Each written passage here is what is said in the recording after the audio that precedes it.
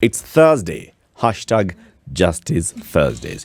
As you know, every Thursday we have a conversation that looks at accessing justice. Social transformation through access to justice is Chief Justice Martha Koome's agenda for her tenure. And we have been having that conversation. We thought, well, it actually sounds interesting. So let's talk about the social transformation then.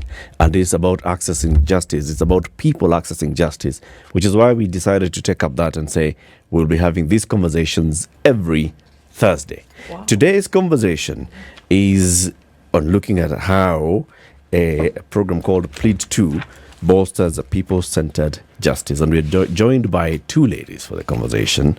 Her Excellency Henriette Geiger is the EU Ambassador to Kenya, and Jedidah Waruhiu is the CEO of the Kenya Witness Protection Agency. Now, that one is interesting. The Kenya Witness Protection Agency. Hi. Ladies, good morning.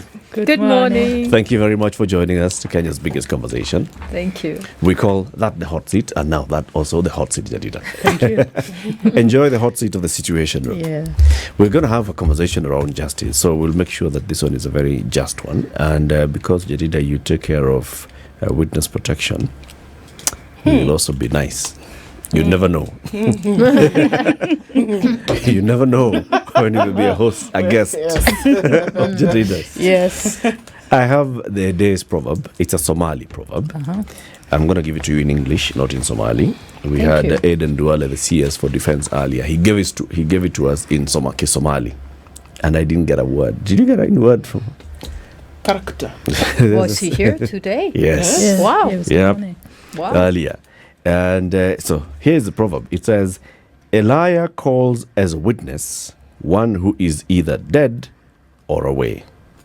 A liar calls as a witness one who is either dead or away. Let's start with the person who protects the witnesses. Jedidah, when you hear this proverb, what's your interpretation of it? A liar calls as a witness one who is either dead or away. Wow. I'm just thinking, how do you call a dead person to witness? It therefore tells me that I think it's important that we call those who are away to come and witness. It is easier because we cannot call those who are dead. We can only respect them and wish them well. Yes. So you call the one who's away? The one who is away. But that's also far. It's nearer than the dead. That's true. Yeah, and it's accessible to me. Yeah. It's still accessible. Yes, that's what's important. And it also tells me that a witness is very, very important in any situation, including in this situation. There should always be a witness. Yes. Balozi, what's your interpretation of it? I'm not really sure I understand the proverb, but I mean, witnessing is a very difficult task. First, because we all have our perceptions. Yeah. And what you recall, if you ask 10 people about the same situation, you will get 10 different perceptions of the reality. Yeah. And also witnesses are very easily intimidated. So even if they're not intimidated by the one who's being accused in the trial, you have just intimidation by coming into a courtroom with a judge. People maybe coming from far away, maybe they have also language barriers, maybe they don't have a very good education, so they don't really understand what's going on. So I think it is very difficult to be a good witness. And I myself worked in the court system for some time, and I remember, so I was a social worker assigned to young offenders. And in one case, there was a young lady who had a bad case of drunk driving. And and there were 40 witnesses in the courtroom. That was her sports club. And they were all witnessing in favor of her, and it was all, later we found out it was all a hoax. So 40 people lying for her because she was a member of the sports club. So witnessing is not an easy thing. I also, when I was young, I was called to witness in a sexual offender case. And I remember I was maybe 11 or so, and how intimidated I felt. I had to identify the perpetrator, I had to identify clothing, and it's very difficult to recall very well. So I think it's very, very important what to have the right witness. Yes. To have the right witness and to help the witness to give the best testimony. Now think about this proverb. A liar calls a witness as a witness one who is either dead or away. Start with a liar. So the person who is testifying is first of all lying. Oh, the word was a liar. Yes. I heard it like a liar. No, liar I understood, but I still don't understand. So the liar is basically a liar.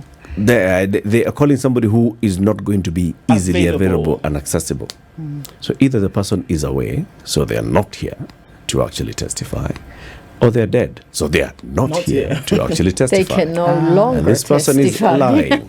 You see? They're basically saying, this is, if you see somebody who's just quoting somebody, he's either dead or so and so, you know, who used to live here, nowadays we don't know where he moved to, that person's account, take it with a pinch of salt.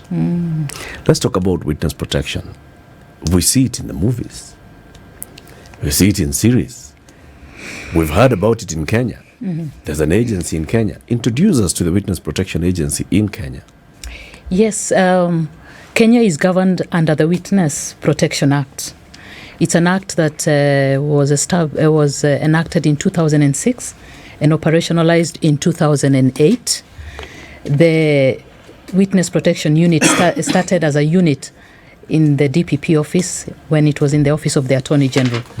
But in 2011, it was operationalized as an independent institution with operational autonomy. This is the second witness protection program in Africa. The first one is in South Africa, and Kenya learned from South Africa. The Witness Protection Agency has been there for the last 10 years, and its work is to protect witnesses who are at risk, who are intimidated, or who are threatened because of the important information that they hold, and they are cooperating with the prosecution or any other law enforcement institution. It could be the investigation, it could be the court, it could be other institutions like EACC, among others. So the agency has been protecting those vulnerable witnesses. We have many witnesses, but there are those who get into the threshold that their risk profile is so high. The information they hold is so important. They are willing to cooperate, but they are afraid for their life. They are afraid for the lives of their family members. Even the information they hold can negatively impact another person. So the agency receives those kind of applications, either from the witnesses themselves or from other institutions, state institutions and non-state institutions. The agency works very closely with the Office of the Director of Public Prosecution. It's one of the referrals, the National Police Service, especially the DCI, the EACC on issues of corruption, and it has handled many serious cases from transnational organized crimes, issues of terror, issues of corruption, issues of murder, issues of SGBV, human trafficking. And the agency works well when there is interagency collaboration, because unless someone comes to us and says, I'm at risk, we may not know, unless that matter is of a public interest and it's out there, and we go out of our way and find out who needs our support. Because remember, there is no trial, a criminal trial, without a witness. If there are no witnesses, then the case is lost. Yeah. If there are no credible witnesses, and usually the credible witnesses are those that the accused person does not want to have in court, then there is no conviction, there is no trial. We also protect those we call justice collaborators. And these are witnesses who maybe have been part of the criminal enterprise and have done either a plea bargain or have chosen to work for the state as a state witness. So we also protect those. And when you think about the very serious crimes, justice collaborators in the future will become the witnesses who will assist us in terms of prosecuting these very serious crimes. When you say protection, what does that mean? What do you do? The first line of defense is the National Police Service. They're the ones, they are our first protectors. Then the second line is the Judiciary, which also has protection measures. And when a court is like in Sexual Offences Act, you find the court will have closed hearings, camera hearings, because of the nature of the offense. We are the last line of defense. When all that is not working, we come in to provide special protection. So ours is special protection. So we have special protection measures.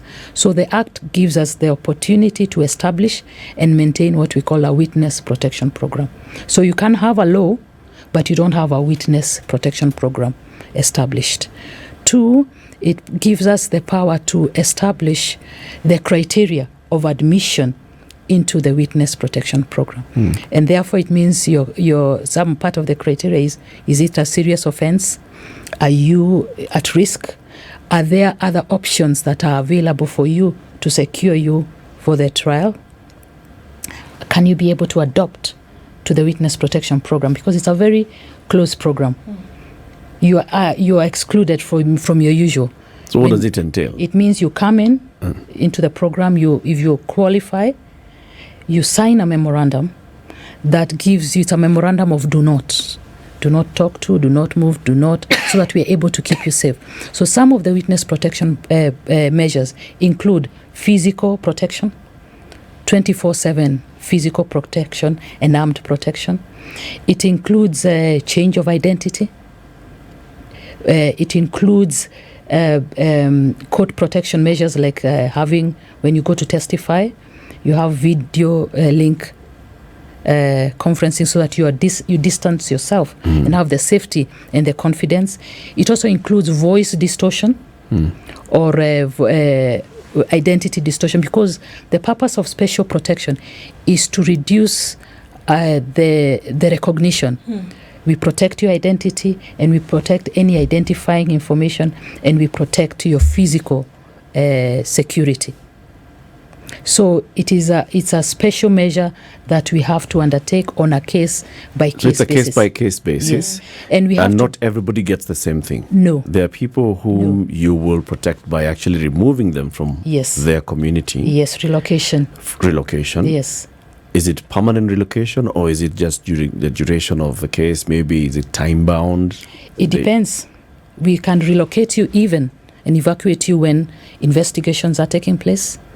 We relocate you up to the time your risk profile comes down. Okay. So we'll keep on assessing your risk threshold before the charge, during the case, after you have testified. And it is the risk profile that will determine whether we continue providing you with special protection. And when we relocate you, it can be temporarily, it can be permanent. It all depends. And we can relocate you both within Kenya and out of the country. It all depends on your nature of case.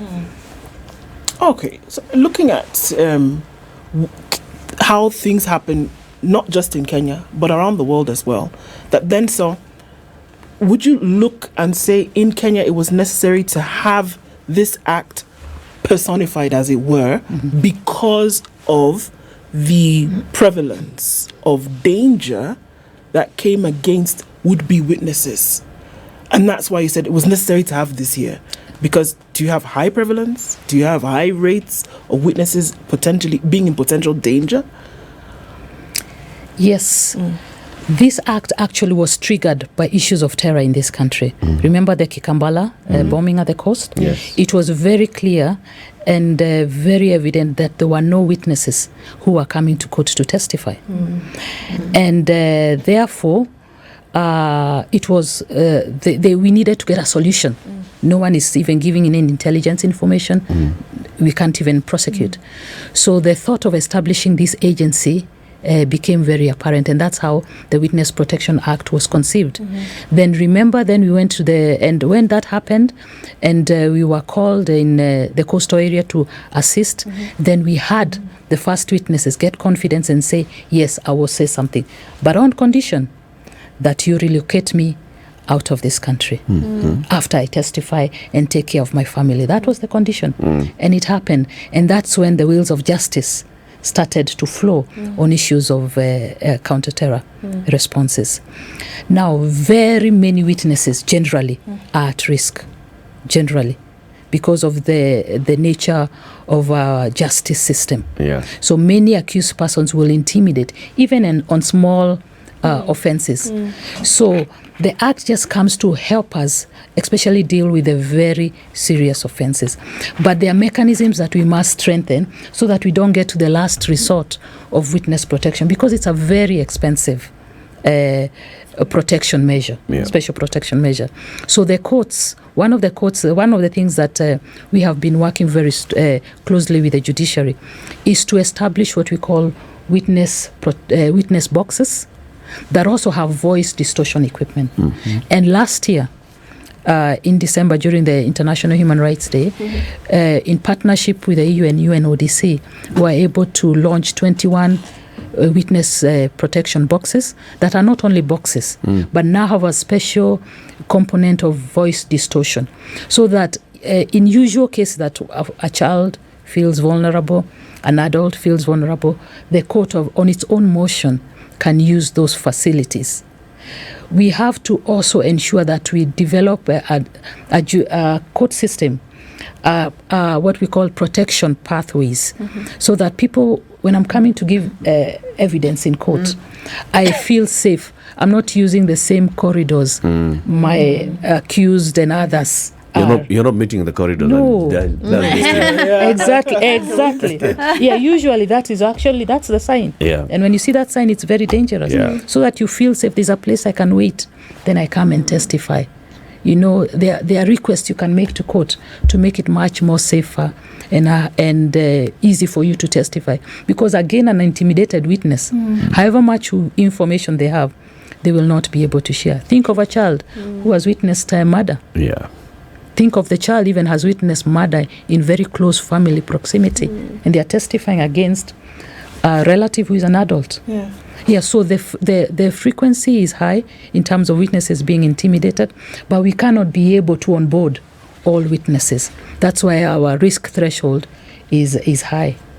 Balozi, as the European Union, I would imagine that you also then offer support in this entire ecosystem of witness protection, in seeing that at least our Witness Protection Agency is able to do the things that it ought to be doing. What kind of support do you offer? Well, the Witness Protection Agency was getting support as part of our justice sector reform program. So for the last 5 years, we have been supporting Kenya to reform its justice sector. So we just yesterday launched the second part of that program. So it's a huge program. It's 70 million euros, which is how much in shillings? About 5 million. Times 100. 5 billion. About 5 billion. So part of the program, which is called Program for Legal Empowerment and Aid Delivery in Kenya, is to help make justice in Kenya more accessible and fairer to all. And one key element is the witness protection. And witness protection exists in almost all countries around the world, certainly in Western countries, because it is a global problem. it is a global problem. And just last December, we were together to inaugurate those 21 witness boxes, which are mobile. Yes. So you can carry them from one courtroom to the other. And I was sitting inside myself with having then a male voice coming out, and nobody can see when you're inside. It's really great. And I think it is one of the key ingredients for a fair justice system. Yes. So that's why we decided to support the Witness Protection Agency. But as you pointed out, this was part of the Director's Office, Directorate for Public Prosecution, which we're also supporting. We're supporting the entire justice chain because, of course, it's only as strong as its weakest link. Sure. Yep. But this is a huge investment in a very sensitive area, but we really liked the ambition of Kenya to reform its justice sector. And we feel that this is at the heart of any good governance in a country. That's why it's so important for us. And last 5 years, we have seen incredible change in the justice system. Of course, change takes time. Yeah. That's why we're doing another 5 years. But for example, now you can have a lot of all the proceedings digitalized. So you do not have to go to the court yourself. You can do it from the comfort of your home. Some do it in prison. During COVID, the justice sector and the court system got almost all digitized very fast, and it's most impressive, and that helps even the business cases.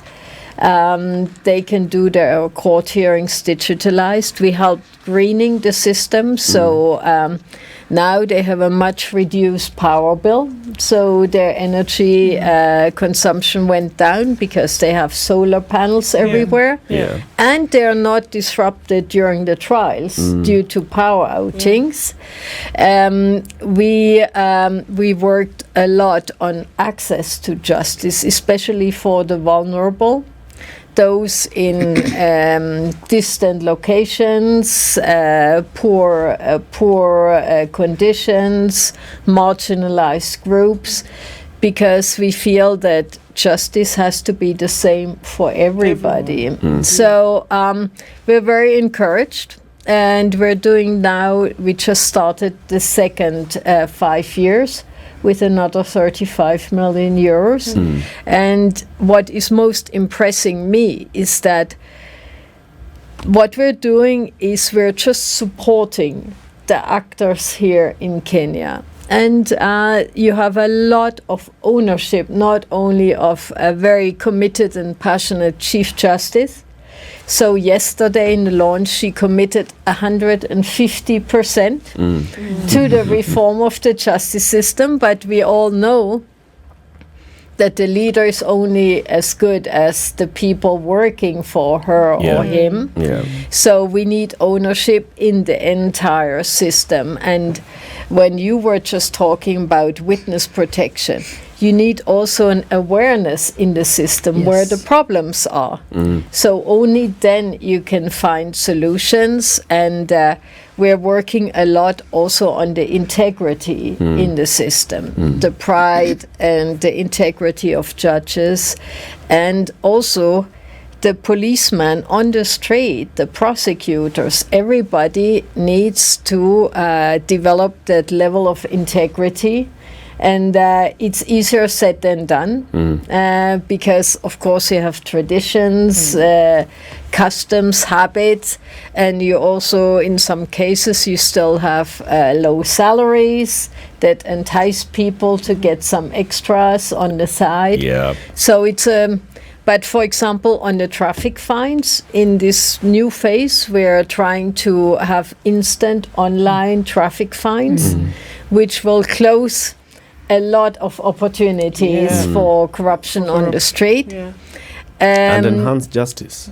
Yes, most please. importantly, because when you have that instant fine, then you've enhanced justice. You know that this is it. This is the offense that you've committed. This is the fine. Pay You for pay it, it immediately. Yeah. You know that you have actually gone through the justice system. Other than that other one where you don't know what's going to happen in the future, and that also now leads to you just participating in bribing. Yeah. Jedidah, you introduced us to the witness protection agencies. Told us there are only 2 witness protection programs in Africa Yes. that are legal. Well, maybe there are others that That are just properly structured in law and all. and in practice. Kenya and South Africa. a question that has come to me on social media. Somebody's asking, has Kenya's witness protection program ever had to relocate somebody from Kenya to go and start a new life, change identity, start a new life elsewhere?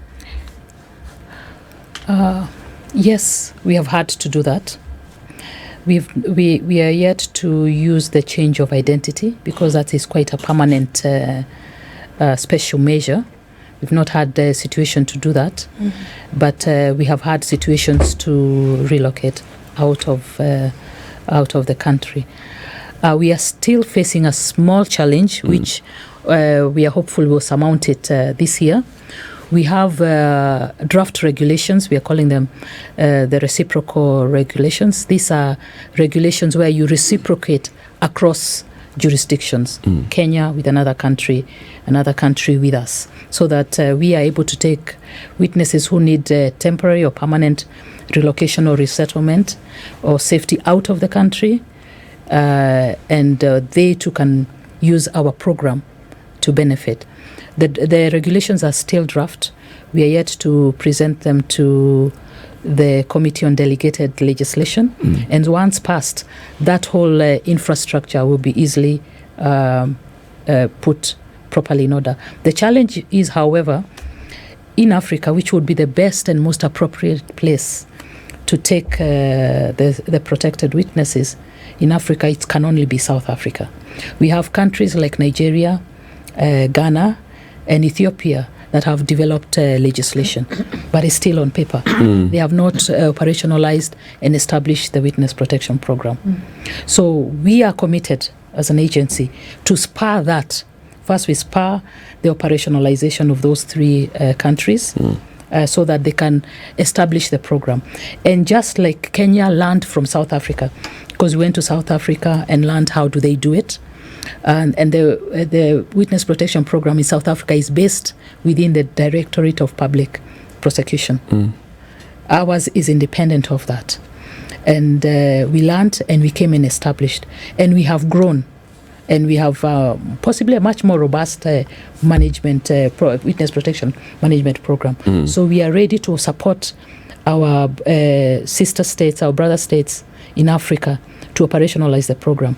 Those who do not have the law, have drafts or are thinking about it, we are also ready and willing to support them. And we've already received a request from some countries. Please help us think through this process, because it's very important to curb the culture of impunity in various countries. Yeah, I assume it costs something. It Quite is a very penny. expensive. So when you say that your office is independent, is it independent budget-wise as well? Yes. So you have a direct vote? We have a direct vote from the consolidated fund. We manage our budget. The operations are solely us who decide how to manage that, and that is very important. First, in terms of the security of the witnesses, because the witness protection program operates in a very covert environment, very confidential, and you'll have people asking, do you really exist? We do. You may not touch us, but we can touch you. We have to ensure that we are flexible in the management of those resources, because we don't know what will happen tomorrow. Something critical may happen. People need witness protection. We are also very accountable in terms of how we do it. We may not speak out there, but we have to ensure that everything is working together to ensure that all vulnerable witnesses who approach us and meet our criteria are able to be protected with the best protection measures that they deserve. And we go to the High Court to seek that special protection measure in a very quiet, confidential way. You mentioned meet the specification. What was the word that you used? That they meet the criteria in order to be. What is that? Because the high risk profile. How can you tell that I am? If there's a case and I am potential witness, how would you then be able to tell whether then I fall under the threshold for protection as opposed to somebody else? Yes. We, as I said, we receive both. You as an individual approaches, or as a legal agency approaches us, like DPP, DCI, ESCC will approach us. And each of them will approach us with certain information, which we are going to assess, including your own individual. So we will speak to you, we'll come to you, we'll gather our own factual evidence, intelligence information, make an assessment on one, what is the nature of the offense? How serious is it? What is this information that you hold? How crucial is it in terms of assisting us in the investigation, assisting us in the evidence, because the evidential threshold is higher, and so that then you're able to prosecute and determine the case. You do have other alternatives to protect your life and your household, or those affected by that information. And lastly, are you able to adopt to the program? Because remember, the program is not a luxury program where you just come and enjoy yourself. Somewhere. No, actually. Or you're not just chilling in a hotel somewhere eating and then just go to safe. court in 3 months' time. Yeah, and there's a security guard and No, but can you even imagine, even if you stayed there in this room as we are for 3 days doing nothing? You have to really think even about your mental health, and you're not communicating to anyone. Is it a case of public interest? So that's the criteria we look at. So by the time we say yes, we have assessed your risk threshold and been able to determine, yes, you could be at risk, but there are other options. Have you ever refused or not taken someone into the program and then something has happened to them? No. Okay. No. Okay. Because our assessment is very thorough and is very individualized. In fact, we have had more applications than admissions into the program, because we individualize your claim, your request. We do not assume on the table that this looks okay. No. We go to the ground. We come to you. We speak to a number of people. Those you will know about, and many you may not know about, for us to be able to conclusively say, yes, you deserve protection, and this is the kind of special protection measures that you require. So and that's why the cost also becomes very expensive, because we do not say no to any application. And therefore, like what Her Excellency was saying about awareness, then becomes very important for you to understand, one, we exist, where can you access us, and how can you access us, and is your request overstanding for witness protection. So how does one apply? You can apply, you can call us. We have hotlines, what do you call them? Free. Toll-free lines. You can call us. You can make an application through, we have on a website. You can walk to any of our offices. We have an office here in Nairobi at Milimani Law Courts on the 4th floor, room 413. Or you can go to Kisumu Law Courts on the It's in a public place. Yeah, in the courts. You find us in the courts. But not being in a public place where I'm walking in and people can see, you're seeking witness protection. Yeah, but you're in the court. You also know the protection around the court, and so you can, and that's why the lines are there. And you can also write to the director at wpa.go.ke. Okay. So you can use all this. You can use a proxy to call on us. You can call anytime 24/7. You can tell an investigating officer. Yes, for exactly. Example. You can use the police. Actually, we have a lot of that. Anyone. Okay. You can see someone is at risk. As an intermediary, you can refer them to us. Okay. And that's why we have been working very closely with the Judiciary, with the police, with the investigators, with all law enforcement agencies, with the general public, including human rights defenders, paralegals. You know that we exist. Put our flyers all over so that I can, in the corner of my eye, I can take that number, call it secretly, or walk to the office or drop a message, and we'll come to you.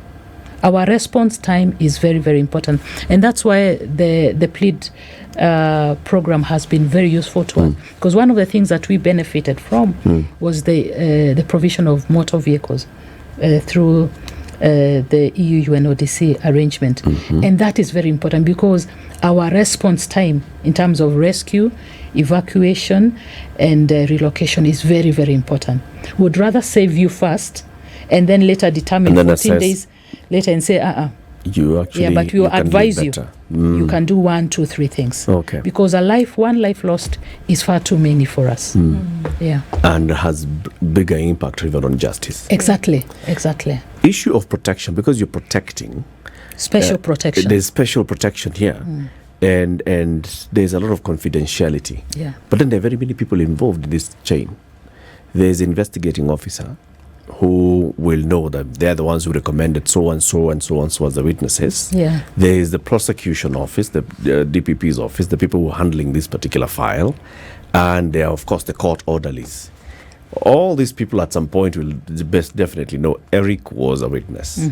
Eric is no longer around here. So Eric must have gone to Jedidah's office. How do you then protect me from these officers? Okay. Because it's Kenya. It's true. It's true. One of the lessons learned for us is the earlier you touch the witness protection, you'd rather touch the witness protection agency and they tell you no, than touch them too late. Because then it becomes much more complicated, as you're stating. So that if you left this studio 2 months ago, people will think you're on holiday or something. We'll get a story of how those kind of things. But whether you all know that you're under the witness protection program, you do not know where that person is. We have a mechanism of ensuring that safety, that protection. And after you come into the witness protection program, you can't ask me, how is Jedidah? How is she doing? Is she okay? It's been 2 months since I saw. No. There's no conversation. We have no reference to you. We have reference only to the justice point of why we are protecting you. So if we are protecting you in reference to this case, you tell us this case is coming up tomorrow. Not tomorrow. Give us a 2 weeks head start. Then we organize how we'll securely deliver you there, protect you while you're there, and evacuate you thereafter. So it's a very hush-hush, a lot of confidentiality, a lot of covert. You're not here many officers saying, I am witness protection. No. Actually, if I live here and I say, I work Spice FF, please. People will actually will say, That's our colleague. Sure. Don't even worry about it. Yes. So there are so many things we don't talk about and we will not talk about because of that security. Okay. Ambassador, what does it look like in terms of then measuring of success for programs, obviously, that are supported here in Kenya, supported in other parts of the world, where you say, look, the citizens or those individuals who would want to lend a hand to justice but also must be protected. What do successes look like to say, yes, we want to continue to support, programs such as this? I mean, we have official evaluations. So you establish benchmarks like, for example, digitization. 80% of all court proceedings are now digitized. And that's a benchmark you want to reach within 5 years, let's say. Or 21 witness boxes provided, or training given to 10,000 paralegals, for example. But then, for me, it's also a subjective exercise. How is justice being perceived here? And what is the buy-in of the people in the system? And so there was an opinion survey a couple months ago, and the justice system came out on top of all institutions. On top. in terms of approval rates and respect and estimation for its work in the society. Of course, there are many, many challenges still, and nobody wants to whitewash that. But we can say, and we can proudly say, that the EU helped to get in motion a very powerful transformation process. And also another indicator that something is going in the right direction is that other countries are looking at Kenya now. They are basically on a daily basis knocking on the door of the Chief Justice to see what have you been doing. The other thing that we're doing is we are having civil society oversight. And this is what we're strengthening much more in the second phase. So civil society has access and can look at the policies that are delivered and see whether actually a change is happening or not. This is very important to empower the society to also give an opinion of what worked and what not. But for us, a program is just a program. So you can only support something that is carried by the national institutions and the people who work there. And that's why I'm so proud of what is happening here in the justice sector, because wherever I go, I feel there's ownership and genuine will to change things. And just yesterday, the EACC, they said in the afternoon they were presenting a gap report on corruption to the Chief Justice and her leadership. And based on that, we will see where are the gaps and how can we, through our program, help to make things better. Allow me to add on that. We all come together under the National Council of the Administration of Justice, which is an interagency, both state and non-state, which is one of the beneficiaries of the program. Another way to see the successes is that interagency collaboration, which is very, very crucial. And you can see now of their own motions, an agency is seeking out the other for support to ensure that we strengthen the same. From where we sit, the number of applications will give you an indication of the rising awareness levels. Whether we admit them or not is another thing. The requests to know more of how do we work with you, especially by non-state actors, because they are the direct consumers of these services, and also they are the taxpayers for these institutional services. So you are able to see there's more cordialness, more deliberateness that is geared towards transformation. And this is a partnership that is driven by our needs as requested by us. So then the EU, the UNODC, the UNDP, which supports the civil society aspect, now finances those prioritized needs and requests. How easy is it going to be after 10 years? 100 million euros has been put in by the EU. Are there areas that you'll be able to pick up this financial burden and run with? Or shall we be looking for somebody else to fund?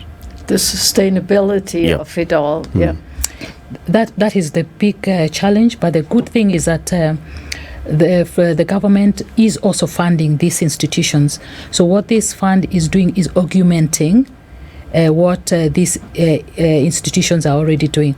And if you look at the percentage that each agency or institution receives from the EU, is I don't think it will be 10 to 15% of what the government is funding. So the sustainability is going to be guaranteed in terms of spurring that acceleration of service delivery. So it's not that there is no money, then there is no money. Then the program ends. So it's just supporting that. Okay. Ladies, thank you very much for joining us today. We've learned quite a bit We've always known that there's a witness protection thingamajiggy going on. But Allow me to share the numbers, please. Yes, the please. telephone numbers. We have a hotline number 07077 53629. A hotline 07077 53629. We have a toll-free number 0800 720 460. Toll-free 0800 720 460. We also have some other two numbers 0711 222 441, 0711 222 411, and 0725 222 442. we're going to take all of these Yes. numbers, and Ednah will post them on social media. Yes. Thank you very much. Jedidah Waruhiu, CEO of the Kenya Witness Protection Agency. Look out for their contact that we're going to be posting shortly on social media. And Her Excellency Ambassador Henriette Geiger, she is the EU ambassador to Kenya. This is the Situation Room, the only way to start your day.